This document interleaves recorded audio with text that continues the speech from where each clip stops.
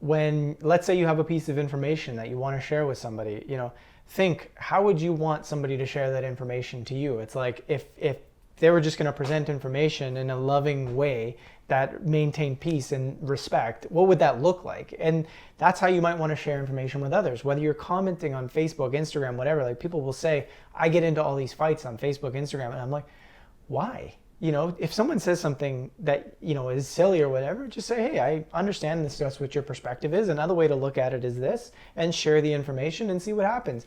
When, de-escalating like situations, if we get an angry email or we get an angry comment, and it's like you de-escalate by saying like, oh, hey, thanks for sharing your perspective. Here's another way to look at it. Here's where we formulate. Here's where I'm coming from, right? You invite people to empathize with your position without attacking them back and saying, you're this or you're that or blah, blah, blah.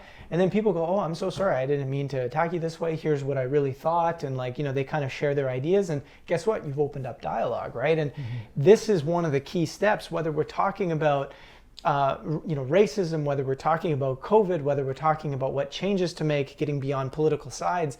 If we don't know how to effectively communicate with one another, we are not going to be effective change makers.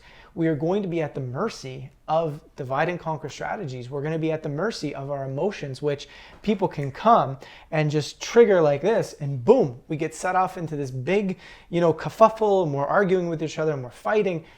We're seeing the height of that right now online, in the streets, people fighting, people disagreeing with one another, right? People are making fun of the whole idea of a Karen, right?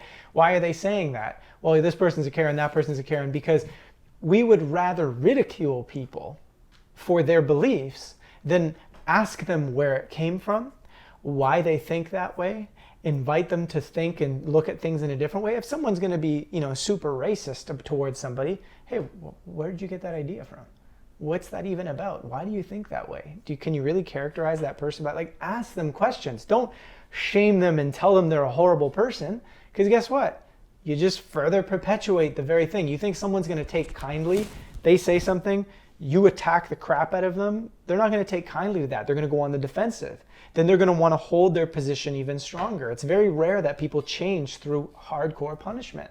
Whereas when you ask them, you say, hey, I don't, in my community, I don't want to hear people talking to each other that way. So, what is that about? Where did you get that idea from? I've been thinking about this lately.